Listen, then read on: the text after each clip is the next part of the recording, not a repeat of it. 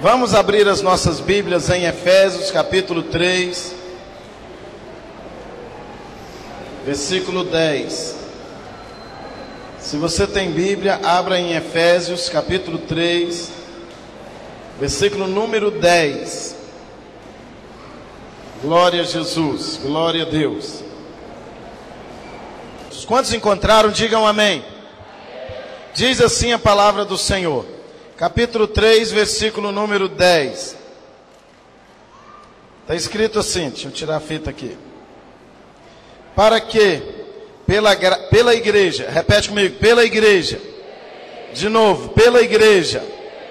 A multiforme sabedoria de Deus se torne conhecida agora dos principados e potestades nos lugares celestiais. Põe a mão no coração e diga: Senhor Jesus, fala comigo, não segundo eu quero, mas segundo a minha necessidade, que o Senhor sabe. Amém. Terceira vez que eu vou falar sobre discernindo o corpo de Cristo. Nós sabemos que discernir significa ter uma visão clara sobre o que significa o corpo de Cristo, o que é o corpo de Cristo. Nas últimas duas mensagens, uma delas eu falei que muitas vezes Satanás coloca na nossa cabeça o costume, a religiosidade, coloca na nossa mente, na nossa cabeça, que igreja é um prédio. E quando nós vemos a igreja como um prédio, na nossa mente, no nosso inconsciente, nós tratamos a igreja como um lugar e não como uma situação. E aí nós tornamos a igreja comum, como nós fazemos quando vamos a um comércio, a um shopping, a uma escola. A igreja se resume a um lugar, a um prédio na nossa mente. Isso faz com que nós tenhamos uma visão religiosa da igreja, uma visão muito rasa, não profunda, não bíblica da igreja. E assim também nós tratamos a igreja de uma forma diferente daquela que o Senhor planejou para nós. Como assim, pastor Roberto? Nós tratamos a igreja como um lugar onde nós vamos, buscamos uma bênção, buscamos uma resposta, buscamos um alívio para a nossa alma e vamos embora.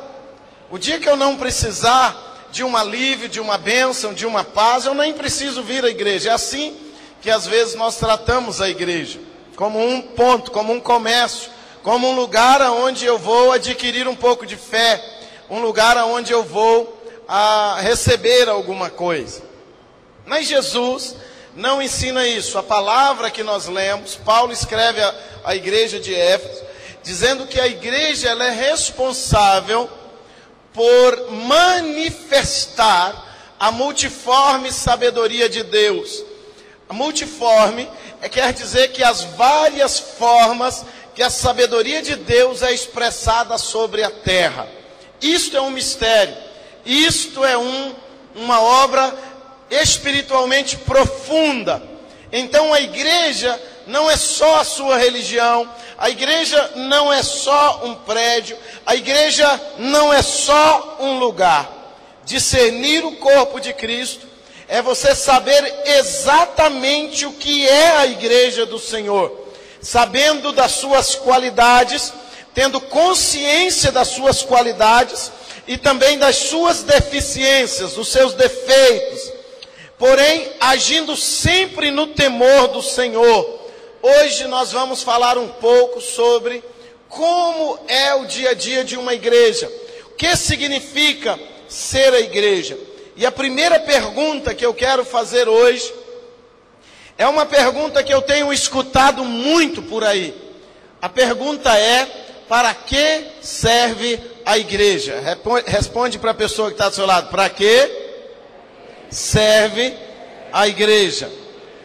Existem algumas pesquisas que dizem que as pessoas não estão mais acreditando ou confiando tanto na igreja. Mas quando nós observamos quando nós observamos a metodologia da pesquisa, nós vamos descobrir que as pessoas elas não estão muito felizes com o que as igrejas estão fazendo ali nos templos, como as igrejas estão se comportando, ou como a igreja está se comportando. Quando nós vamos fazer uma entrevista mais profunda com uma pessoa, sobre o que ela pensa de conviver numa igreja, a grande maioria das pessoas ainda são abertas à convivência da igreja. Porém, existe um grande número de pessoas que já determinaram ou decidiram no seu coração que para serem cristãos não precisam frequentar uma igreja. Quantos aqui já ouviram alguém dizer: para ser crente não precisa ir para a igreja? Quantos ouviram isso? Olha só, muita gente. Por que você ouviu isso? Porque Satanás, ao longo da história da igreja, ele tem várias maneiras de destruir a fé das pessoas. E uma das estratégias que ele usa para destruir a fé das pessoas, para arrancar as pessoas da presença de Deus, é maldizendo ou desfazendo o valor real da igreja, ou da comunhão da igreja. Então o inimigo das nossas almas, ele tenta nos fazer pensar que a igreja não é importante. Por que essa estratégia? Jesus, quando ele fala sobre pessoas, Jesus sempre chama pessoas de ovelhas. Para Jesus, as pessoas são ovelhas. Você é o que de Jesus? Uma ovelha. Então, para Jesus, as pessoas são ovelhas. Qual é a intenção de Jesus quando ele faz um paralelo entre a igreja e um rebanho de ovelhas? Jesus está dizendo que ovelha, a igreja do Senhor, são como aqueles animaizinhos, e as ovelhas são um dos poucos animais da terra que não tem nenhum instrumento de defesa. Você olhar, todo inseto tem um instrumento de defesa. Quase todos os animais da terra, ou todos praticamente, têm instrumento de defesa. Ou uma mordida forte, ou um chifre, ou um coice, ou algum veneno, ou alguma coisa, eles têm instrumento de defesa. Ovelha não tem instrumento de defesa. Pelo contrário, ovelha é um dos animais mais saborosos que tem na natureza. Quando um leão vê uma ovelha, ele dá uma lambida nos lábios. Quando uma hiena vê uma ovelha, ele fala: ali é coisa boa. E então, qual é a única defesa que a ovelha tem? A única defesa que uma ovelha tem é a vida no rebanho. Por quê? Por isso a ovelha tem uma necessidade de conviver em rebanho, junto com outras ovelhas, junta com outras pessoas, porque quando aparece o inimigo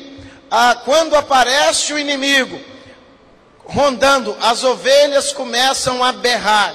Ovelha não sabe fazer outra coisa a não ser berrar. E o outro instrumento de defesa da ovelha é o pastor que guarda as ovelhas. Criar gado é fácil, você põe lá no pasto e larga. Criar cavalo, outros animais é fácil, mas ovelha, o pastor tem que ficar 24 horas vigiando, porque a única arma que ela tem é a comunhão, é estar juntos uns com os outros, e também ter um pastor que guarda as suas almas, que guarda as suas vidas. Daí, quando Jesus faz um paralelo, ele está querendo dizer o quê? Que não há vida cristã crescente fora do ambiente, fora da comunhão da igreja. Paulo reforça esta ideia quando ele escreve aos Hebreus. Quando ele escreve aos Hebreus, ele fala assim, quando ele escreve aos Hebreus no capítulo 10, verso 38, ele fala: mas o justo viverá da fé, e se ele recusar, a minha alma não tem prazer nele. Então, a ovelha, a pessoa que serve a Deus, vive da fé. O trabalho dele, a arma dele, a unção, tudo que ele precisa é a fé. E como vem a fé? Paulo escreve em Romanos também, capítulo 10, verso 17: a fé vem pelo ouvir, e o ouvir a palavra do Senhor. Logo, a igreja é o lugar que alimenta a sua fé. A igreja é o lugar que faz você continuar crendo em Jesus. Qual é, então, o papel da igreja? Para que serve a igreja? Responde para a pessoa que está ao seu lado. Para promover relacionamento. Queridos, você nunca vai ser curado dos seus traumas de infância. Você nunca vai ser curado e liberto dos seus pecados vivendo isolado. Você só recebe a cura para a sua alma, a libertação verdadeira no seu interior, dentro do contexto, dentro da comunhão da igreja, dentro do contexto do evangelho. Ah, pastor, mas na igreja a gente passa muita raiva, às vezes a gente fica magoado também com as pessoas. Fica. Mas até isso é o poder de Deus agindo para aperfeiçoar a sua fé, para fazer a sua fé crescer, para saber a intenção do seu coração. Então, para que serve a igreja? Qual é o objetivo da igreja? A levar você a ter uma vida de fé. Segunda coisa, a igreja é o lugar onde você aprende a liberar amor, a viver uma vida de amor. Fala para mim, irmão. Responde para mim aqui. Qual é o único lugar que você vem para receber notícia boa? Todo lugar que você vai tem notícia ruim para você. Você chega lá na sua empresa, o patrão, rapaz, nós temos que cobrir a meta, tem que bater a meta, você está muito enrolado, as coisas estão difíceis, o que você está fazendo? Telefona mais, trabalha mais, chega mais cedo, sai mais tarde. Você chega na sua casa, a esposa, o gás acabou, o óleo está acabando, o menino, acabou o lápis do menino, você liga a sua televisão, não sei quem roubou tantos milhões, não sei quem matou tantos, não sei quem está traficando, mas não sei quem, e você então vai assistir um filme, aquele filme é alguém matando alguém, quando o filme não tem ninguém matando ninguém, tem alguém traindo alguém, quando não tem alguém traindo ninguém, tem alguém passando alguém para trás, e aí, queridos, é isso que você tem. Fica longe da igreja, você vai ser uma porta aberta para depressão. Sabia que tem uma grande quantidade de psicólogos, psicoterapeutas, que quando você vai lá fazer um tratamento, eles perguntam para você, você tem uma religião, você tem uma igreja? Quantos já foram perguntados por um psicólogo assim, olha só o tanto? Eles vão perguntar para você, você tem uma religião? Vá para a igreja vai te ajudar muito. Por que os psicólogos? Porque eles sabem que dentro do contexto da igreja, o tratamento dessas pessoas vai ser muito mais eficaz do que fora do contexto da igreja. Queridos, a igreja serve para você viver o verdadeiro amor de Deus. Olha para mim, eu sempre digo assim, as melhores pessoas do mundo estão nas igrejas. Também eu digo que as piores pessoas do mundo estão na igreja. Porque para mim as piores pessoas do mundo não estão nas cadeias, nos presídios, estão nas igrejas. Porque são aquelas que perderam totalmente o temor e se escondem atrás das coisas de Deus para praticar coisas erradas. É ou não é verdade? É ou não é?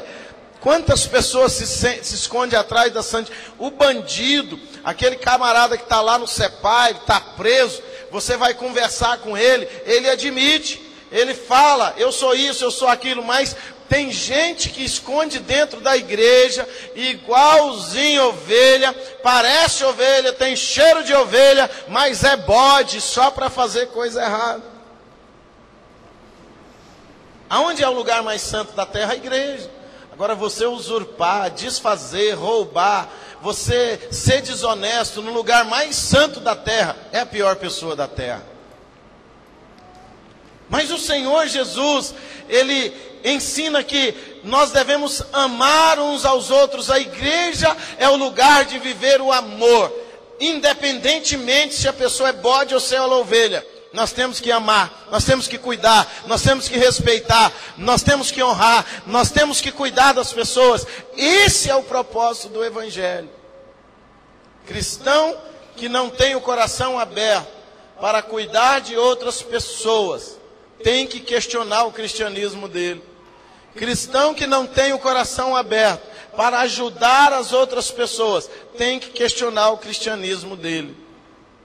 Lá nos Estados Unidos, eu não me lembro, alguém pode me ajudar, mas um presidente americano, se eu não me engano, John Kennedy ou Robert Kennedy, ele fazendo um discurso para a nação, ele falou assim: nunca pergunte o que o seu país pode fazer por você, mas pergunte o que você pode fazer pelo seu país.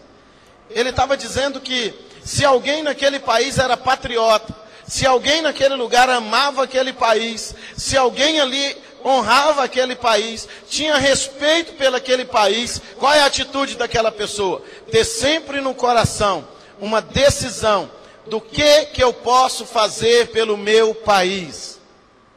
Eu vou usar as palavras daquele homem e dizer: se alguém é verdadeiramente cristão, se alguém é verdadeiramente ama a Deus, ama a obra de Deus, ama as pessoas que convivem, a palavra que ele tem que dizer é: não é o que a igreja pode fazer por mim, mas é o que eu posso fazer para contribuir no corpo, para fazer a minha parte no reino de Deus, para fazer a minha parte no corpo de Cristo.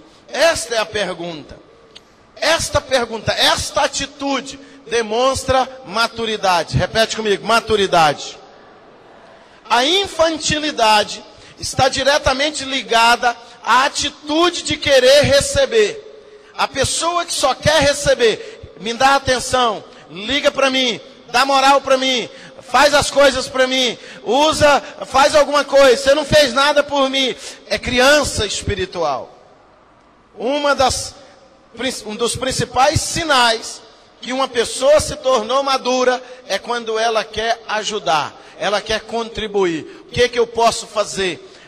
Onde há uma necessidade que eu possa fazer? Uma pessoa madura não vê uma coisa para ser feita e larga para lá. Ela vai lá e ajuda a fazer, ajuda a consertar, ajuda a trabalhar aquilo dali. Isso é maturidade, é crescimento espiritual, é vida cristã plena. Então, para que serve a igreja? Para se relacionar, para aprender a amar.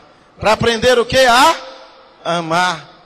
Imagina você, queridos, que a igreja também é um lugar que você aprende a conviver na sua família. Pensa o tanto de divórcio que existe. É muito ou pouco, gente? Quantos acham que é muito? Levanta as mãos. Muito divórcio. Agora imagina isso sem a igreja. Imagina isso sem a gente pegando no pé dos casais, indo atrás, orando com eles, dando conselho, falando para eles reconsiderarem, falando para eles voltarem atrás, falando para eles reverem os seus caminhos. Quantas coisas, quantas tragédias, quantas dificuldades. Mas sabe o que a gente ensina aqui na igreja? Marido, ame a sua esposa, né? Aleluias, eu profetizo na sua vida, irmã, que esse homem que está do seu lado é o melhor marido do mundo. Amém, é o melhor marido do mundo.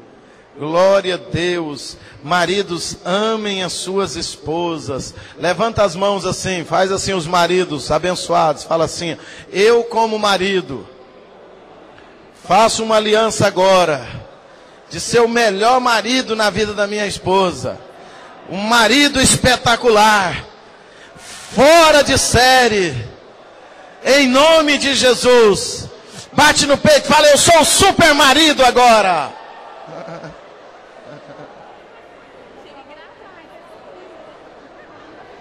É na igreja que a gente aprende isso. Agora os maridos levantam a mão e falam, não, as mulheres levantam a mão direita e falam assim: Senhor Jesus, faz de mim, Senhor, uma mulher espetacular, uma mulher que vai cuidar muito bem do meu marido. Faz de mim uma mulher econômica, que intercede para o meu marido no campo de futebol. Senhor Jesus, faz de mim uma mulher compreensível, me dá o dom de cozinhar bem. Senhor Jesus, que eu seja a melhor esposa para o meu marido. Cadê os homens para falar amém?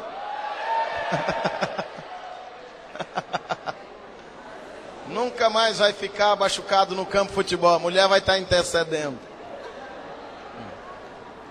Para a glória do Senhor, né, irmãos? Então a igreja é um lugar de aprender a amar. A igreja também é um lugar de aprender. A igreja também é um lugar de aprender a viver em comunidade. A ver as diferenças. Diga comigo, a ver as diferenças. Existe diferença aonde houver gente, existe diferenças. Amém? Não tem jeito de ser todo mundo igual. Não é robô, não é máquina. Olha para vocês a fachada do pastor. Que coisa linda, maravilhosa, perfeita. Cada curva, cada voltinha que dá, milimetricamente planejado por Deus. Olha para você, dá uma olhada para você ver. Que coisa linda, maravilhosa, espetacularmente. Irmãos, até aquela bainha que passa do lado aqui é fofa, é macia, é coisa boa de segurar. Não precisa ficar com medo. Milimetricamente planejado por Deus. Então a igreja é lugar de aceitação. Por que a igreja é lugar de aceitação? Estou tendo que resumir. Queridos, igreja é lugar que tem muito defeito. Olha só o que eu escrevi aqui, para você ver os defeitos que tem na igreja. Na igreja tem pecado? Tem. A Bíblia diz assim, 1 Coríntios 5:1. Geralmente se ouve que há entre vós fornicação, fornicação tal que nem ainda entre os gentios se nomeia, como é haver que abuse, quem abuse da mulher do seu pai. Paulo está escrevendo à igreja de Corinto, e lá tinha problema, tinha um rapaz que estava dormindo com a esposa do pai dele, não era a mãe dele, mas ele estava dormindo com ela. Na igreja também, desde o começo da igreja tem contendas, também, capítulo 6, verso 7, 1 Coríntios, Paulo fala, na verdade, é já realmente uma falta entre vós, tedes demandas uns contra os outros. Então tem contenda, tem reclamação. Por que não sofreis antes a injustiça? Por que não sofreis antes o dano? Na igreja também tem meninices, pessoas meninas que falam sem pensar, conversa pelos cotovelos, que são disseminadores de fofoca. Eu não gosto de usar essa palavra, mas são disseminadores, são socializadores de informações, né? Divulgam as informações que não precisam. Dentro da igreja de Corinto tinha isso. Olha o que Paulo fala, capítulo 3, verso 1. Eu, irmãos, não vos pude falar como a espirituais, mas como a carnais, como a meninos em Cristo. Então tem meninice. Na igreja tem escândalos. Jesus falou, é necessário que venham os escândalos, mas ai daqueles pelos quais venham os escândalos. Na igreja tem o ensino de heresias. Tudo isso tem uma função. Diga para a pessoa que está do seu lado, até o erro na igreja tem a função de aperfeiçoar o santo. Então, irmãos, se você está esperando uma oportunidade para se decepcionar com esta igreja, eu vou te dar muitas agora. Aqui tem muita gente que usa de falsidade. Aqui tem muita gente que de vez em quando erra o erro da mentira. Aqui tem gente que peca de todas as sortes. Eu estou te avisando para você não ter do que se decepcionar. Porque tudo que tem em você, fala assim, olha, tudo que tem em mim, tem no irmão que está do seu lado. Verdade, tudo. Desejos carnais, enganos, sofismas, problemas na sua mente, coração amargurado de vez em quando, mágoas, rancores que a gente fica, né, irmão? Tem no seu irmão, está do seu lado. Tem em você, tem no seu irmão. Sabe por que tem no seu irmão? Porque ele é gente. Todo mundo que é gente tem isso. Se não tem isso é porque largou de ser gente. Virou alguma coisa que não é gente. Mas se tem isso é porque é gente. E se é gente, Jesus morreu. Amém? Se é gente, Jesus morreu por ela. Jesus morreu por você. Jesus morreu por nós, Jesus morreu por mim. Posso ouvir amém? E é isso que tem que estar no nosso coração. Então, resumindo esta palavra, eu escrevi um conceito ali. Falei, olha, a igreja é o corpo perfeito de Cristo, composto por membros imperfeitos formados por pessoas. Então nós somos o corpo perfeito de Cristo, formado por pessoas imperfeitas. O que faz o corpo de Cristo ser perfeito? A santidade de Jesus, não a minha. A pureza de Jesus, não a minha. A verdade de Jesus, não a minha. Eu estou dizendo para você, irmão, para desmistificar no seu coração. E o objetivo é que você tenha temor no seu coração quando você se refere à igreja do Senhor. Não fica colocando em Facebook, em WhatsApp, em internet, que a igreja é isso, que a igreja é aquilo, porque você está lutando contra o próprio Senhor Jesus. Paulo, quando estava indo para a cidade de Damasco, Jesus apareceu para ele e falou: por que você está lutando, recalcitrando contra os aguilhões? Paulo, por que você está lutando contra mim? Todo mundo que fala mal da igreja está dando uma facada em Jesus, está pregando um cravo nas mãos de Jesus, está colocando dor na alma de Jesus. Sabe quem pode falar mal? Só Satanás e os discípulos dele. Se você se tornou discípulo de Satanás, fica à vontade, desce o porrete que é a sua função. Mas se você é discípulo de Cristo, todo lugar que existe gente, existe qualidade e defeito. Repete comigo: qualidade e defeito. Se existe qualidade, os que são de Cristo se apegam às qualidades. Os que são do diabo se apegam aos defeitos. O que está em jogo aqui não é o certo e o errado, é bondade e maldade. Se no seu coração tem algum desejo de desfazer das pessoas, ver as pessoas sofrerem, se vingarem das pessoas, diminuírem as pessoas, desonrarem as pessoas, tem um negócio errado, querido, no seu coração. Tem alguma coisa errada na sua alma. Jesus te chamou aqui para corrigir isso, para derramar um amor sobrenatural no seu coração, para derramar um amor incondicional no seu coração. Jesus te chamou nesta igreja, foi para fazer de você uma pessoa mais amável, uma pessoa melhor, uma pessoa que cresça, uma pessoa que vá em lugares altos. É isso que Jesus quer. Esse negócio de defeito e derrota lá no mundo você já tinha. Aqui não, aqui é só vitória em Cristo Jesus. Aqui é crescer, e para crescer precisa dos problemas. Você não cresce com as festas, você não amadurece com a bonança, você amadurece com a escassez, é com as crises, é com as dificuldades, são com as lutas que o seu caráter é formado. É ou não é? São as lutas que fazem você uma pessoa forte. São as decepções do passado que faz de você vigoroso, cheio de fé, cheio de determinação no dia de hoje, para a glória do Senhor. Amém? Amém? É isso que faz a diferença.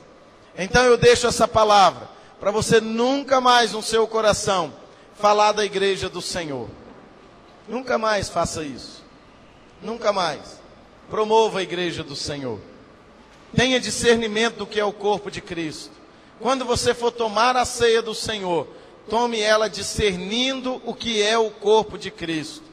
É um corpo perfeito de Cristo, composto por pessoas imperfeitas. Eu estou aqui, não é porque eu estou bom, não. É porque eu quero melhorar a minha vida. Eu estou aqui porque eu quero ser uma pessoa melhor amanhã. Eu ainda sou cheio de defeitos. Igual o apóstolo Paulo, que ele fala: entre os pecadores, eu sou o maior. Paulo fala isso. E o crente que não admite isso, tem problema na alma dele. Entre os pecadores, nós somos o maior. Eu sou o maior. Entre os mais necessitados, eu sou o mais. Agora, como nós convivemos com as pessoas? Sem querer mudar elas. Ninguém muda ninguém. Quem muda as pessoas é Deus. Fica aí com seu marido falando para ele: você tem que mudar, você tem que mudar, você tem que mudar, você tem que mudar, igual um disco furado. Ele vai pegar a mala dele, vai mudar de casa, mas de vida ele não muda. Fica aí no pé da sua esposa: você tem que mudar, você tem que mudar, você tem que mudar. Ela vai pegar a mochila dela e vai embora da casa. Agora, Comece a orar e profetizar. Começa a dizer, esse é o melhor marido do mundo, profetiza nele. Esse é um marido de excelência que Deus me deu. Ele é o marido de excelência. Ele é a pessoa que Deus me deu de presente. Fala isso para o seu marido. A hora que ele chegar em casa, antes de você falar alguma coisa, fala, chegou o melhor marido do mundo, é o cara. Muda tudo, muda tudo. Isso é que é ser cristão. É amar as pessoas e querer ver elas melhores do que a gente. Jesus falou isso. Tudo aquilo que você gostaria que as pessoas fizessem por você, faça você por elas. Repete comigo. Tudo aquilo que eu gostaria que as pessoas fizessem por mim, eu vou fazer por elas. Para a glória de Jesus. Quantos foram abençoados nesta noite? Vamos ficar de pé e vamos orar. Feche os teus olhos.